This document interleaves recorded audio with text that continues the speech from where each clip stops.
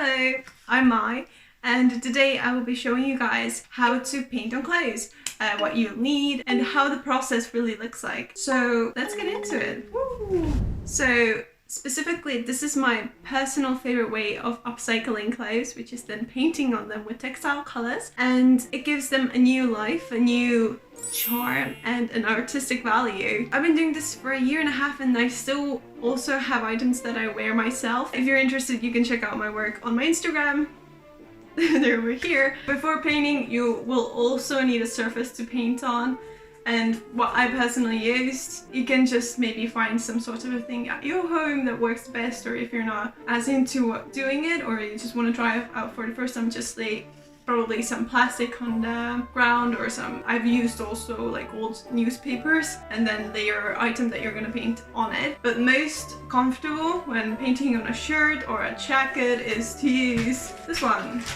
This is a cardboard box I cut off a trash bag, and yeah, put it on it. And I've been using this for a year and a half. I need to fix it up a little, but yeah, this is a great thing to use. You put the shoulders off of here, off of the corners, and it lays perfectly. And you can't have any piece of the clothing under where you're going to paint, because the paint tends to sink through the fabric, just so you know. So if you're not certain of yourself and you want to feel safe when painting on your clothes or drawing onto your clothes, then what I've done for myself is I've done shablons. I don't know how it's in English. I guess I can put it in here, but maybe it's shablon in English also. I personally used just a thick piece of paper. It used to be a calendar. So also, once again, being sustainable, reusing old calendars that, you know, you can't reuse a calendar because each year is different. So yeah, make a shablon and then your life will get a lot more easier. To paint on clothes, you will need textile paint because that's the best option. I know many people are like, okay,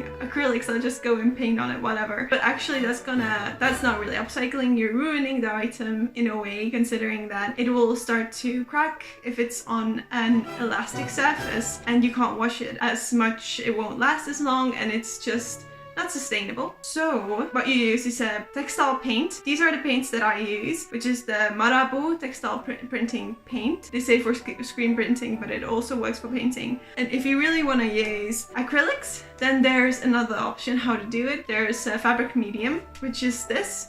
It sticks on very well. It makes the paint more elastic once it dries on the clothes, so it won't crack and it won't wash off in the washing machine. I also, something that I use very often for doing the line out of the drawings, or you know, just more detailed work, then there's also a lot of textile markers that I personally use. I try out many different brands to find the ones that I prefer the most. I have Marabou ones that I don't personally recommend as much. The paint is okay, but the markers, they empty out really quickly, and just overall the tip gets really soft very quickly. And write down in the comments if you want to see a more detailed video about the markers. Normally with textile paints, you can wash it in the washing machine 30 to 40 degrees. I just want to make that clear so you don't throw your painted clothes into the washer and wash it on 60 degrees.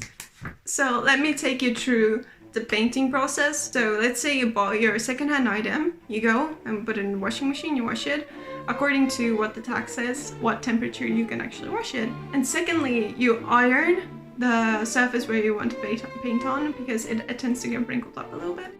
Number 3, lay it on the surface that you will be painting it on. Lay it so that any other parts of the piece are not behind the part which you will be painting on. As I mentioned, paint usually sinks through the fabric depending on the thickness and material. Number 4, mix the paint. Even if you have this one, you still need to mix it, add a little bit of water. In the white one, I don't recommend to add water, just from experience, because it goes lighter. The pigment gets, you know, it becomes less pigmented. And even mix that, and the black one, fabric paint, and also make sure to 1-to-1 ratio mix the acrylic with the fabric medium. Number 5, make sure to use a clean paintbrush. Number 6, start painting. Now the game is on.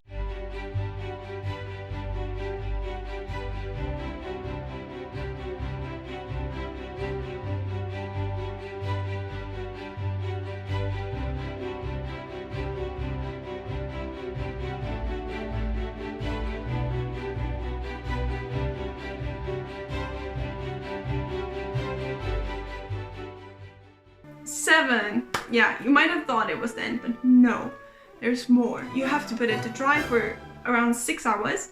Number 8, then this ironing item. It has to, you know, be sticked on properly so it doesn't come off. So what you do is you iron it for the design part. You iron it for maybe 3 to 5 minutes, around that long, and without steam, no steam needed. And what you put on the design is this, which is baking paper. It's very useful for that. I've been using this one for a long time already. So once again, very sustainable. Don't throw it away right after. Like, fold it up if you know you're gonna make more items. And yeah, have it ready for those moments where you need to iron your finished design. I can't wait to see what you guys can make and will make. Please take pictures and share them with me. I'd love to see like what sorts of paintings you will be creating after seeing this video, with the techniques. Techniques? A very particular set of skills. Can I call them techniques that I've been now telling you guys about? So here's my Instagram. Send me a story of your gorgeous new/old clothing piece that's been upgraded.